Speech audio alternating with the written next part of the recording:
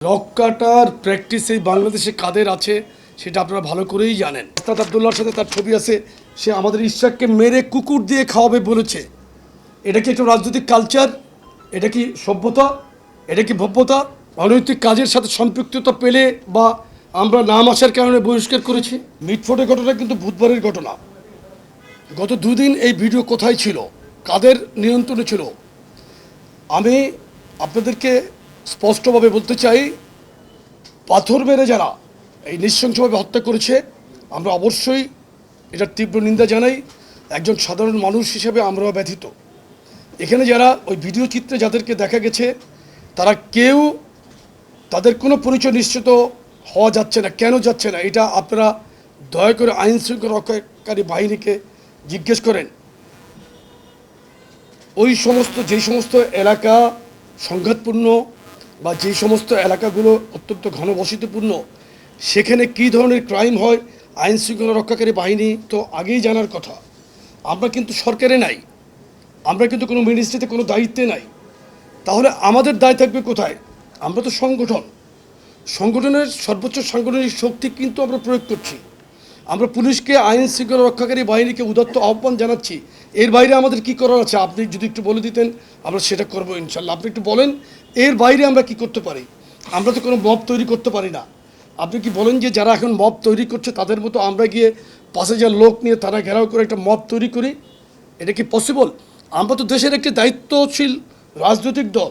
ওখানে বলেছে নতুন 3 জনকে, নিরাপরাধ 3 জনকে এই মামলা আসামি করা হয়েছে। এটা কারা করলো? পুলিশ বাহিনীকে আপনারা জিজ্ঞেস করেন, সংশ্লিষ্ট কর্মকর্তাকে জিজ্ঞেস করেন কারা করলো এটা, কাদেরকে বাদ দিয়ে কাদেরকে ঢুকানো হলো। ওই ভিডিও চিত্রে কি আপনি যুবদলের কোনো একদম কোনো পরিচিত বা ছাত্রদলের, স্বেচ্ছাসেবক দলের কাউকে আপনি দেখেছেন?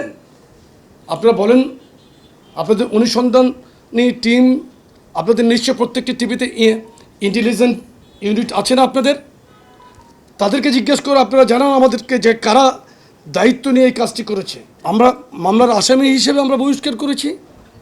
আমাদের সাংগঠনিক অনৈতিক কাজের সাথে সম্পৃক্ততা পেলে বা আমরা নাম আসার কারণে বহিষ্কার করেছি। আমি আপনাকে বলেছি যে কারা আছে আপনারা এটা জানার চেষ্টা করেন।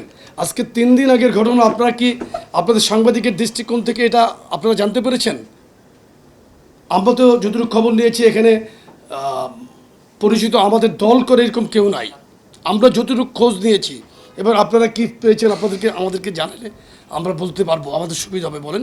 দেখেন, আমরা যে সংগঠনের কথা বলছি আপনারাও জানেন, রক কাটার প্র্যাকটিস এই বাংলাদেশে কাদের আছে সেটা আপনারা ভালো করেই জানেন। এবং আপনি দেখেন যারা আজকে এই মিটফোর্ডের ঘটনা নিয়ে উস্কানিমূলক বক্তব্য দিচ্ছে, অত্যন্ত ঔদ্ধত্যের সাথে যারা কথা বলছে, আমি তীব্র নিন্দা জানাই। যারা আমাদের শীর্ষ নেতার সম্পর্কে বাজে কথা বলছে, আমি প্রতিবাদ জানাই। আপনি দেখেন গতকালকে আহনাব জামান নামে একজন এনসিপির, খুব সম্ভবত এনসিপির ওয়ার্কার, তার ফেসবুক প্রোফাইলে ওস্তাদ আবদুল্লাহর সাথে তার ছবি আছে, সে আমাদের ইশরাককে মেরে কুকুর দিয়ে খাওয়াবে বলেছে। এটা কি একটা রাজনৈতিক কালচার? এটা কি সভ্যতা? এটা কি ভব্যতা?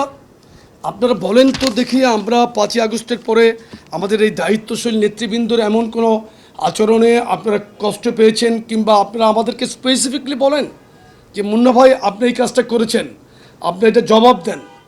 আপনি আমাকে এভাবে কোশ্চেন করেন, আমি উত্তর দিতে প্রস্তুত।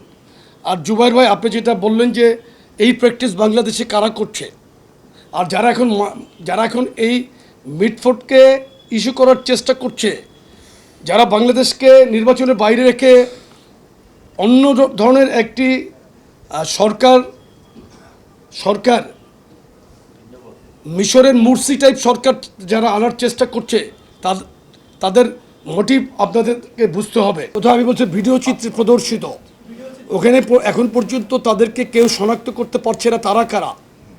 আমরা জানতে পেরেছি আমাদের নিজস্ব সোর্সে, আমরা এখনও পর্যন্ত এদেরকে চিহ্নিত করতে আমরা পারি না। আমরা বলেছি যে আপনারা পেরেছেন কিনা।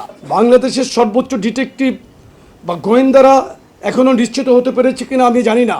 পত্রপত্রিকাও তাদের ব্যাপারে আসে না। শুধু কোনো একটা পত্রিকায় বোধহয় স্থানীয় সূত্র জানিয়েছে যে এরা কেরানীগঞ্জে বসবাস করে। আপনি জানেন কেরানীগঞ্জের ওই এলাকায় নিম্নবিত্ত মানুষের অনেক বসবাস, অনেক টাইপের ক্রিমিনালরা ঢাকাতে ক্রাইম করে গিয়ে ওই সমস্ত এলাকায় অবস্থান করে, তো পুলিশই ভালো, আইন প্রয়োগকারী সংস্থায় ভালো বলতে পারবে। আপনার উত্তরটা একটু দিচ্ছি আমি। দেখেন, সরকারের দায়িত্ব কি? আমরা রাজনৈতিক দল, আমাদের কাছে সংগঠন আছে, সংগঠনের সাংগঠনিক শক্তি আমরা অধিকার আমরা প্রয়োগ করতে পারি। সরকারের দায়িত্ব কি? যে সমস্ত জায়গাগুলোতে আপনার অস্থিরতা তৈরি হতে পারে, যে সমস্ত লাভজনক জায়গাগুলোতে বিভিন্ন সময় আগের সরকারের নিয়ন্ত্রণে ছিল, এই সমস্ত জায়গাগুলোকে সরকারের উচিত ছিল র্যাকি করে তাদের নিয়ন্ত্রণে সেগুলো নিয়ে নেওয়া। সরকার যদি আজকে তৎপরতা দৃশ্যমান থাকতো, কঠিনতম পরিস্থিতি তারা আইন প্রয়োগের ক্ষেত্রে রাখতো, নিশ্চয়ই এই ধরনের ঘটনা ঘটার ক্ষেত্রে মানুষ দ্বিতীয়বার চিন্তা করত। তো এটা তো তাদের কাছে কোশ্চেন করবে না। আমরা যে বহিষ্কার করছি, কারণ আমরা একটা পদ্ধতিকে বিশ্বাস করি, ঘটনাকে অস্বীকার করছি না। আওয়ামী লীগ যে কোনো ঘটনা ঘটলেই কিন্তু অস্বীকার করতো, আমরা কিন্তু করছি না। যেই কারণে আপনি বলেছেন কত 5,000-এর অধিক আমাদের দল থেকে বহিষ্কার করা হয়েছে, যেটা কিছুদিন আগে আমাদের সম্মানিত সিনিয়র যুগ্ম মহাসচিব জন রিজভী ভাই বলেছেন। তার মানে কি আমরা স্বীকার করছি, আমরা দায়িত্ব নিচ্ছি, আমাদের জায়গা থেকে কিন্তু আমরা দায়িত্ব নিচ্ছি। আমরা আমাদের সর্বোচ্চ যেটা সক্ষমতা বা ক্ষমতা প্রয়োগের সাংগঠনিক, সেটা আমরা করব ইনশাল্লাহ। বাংলাদেশের জনগণের পাশে থাকার জন্য আমরা রাজনীতি করছি। এবং ভারপ্রাপ্ত চেয়ারম্যান জনাব তারেক রহমান, উনি খুবই জিরো টলারেন্স, কিন্তু অন্যায়কারীকে কোনো ছাড় দেওয়ার ক্ষেত্রে উনি জিরো টলারেন্স দেখাচ্ছে।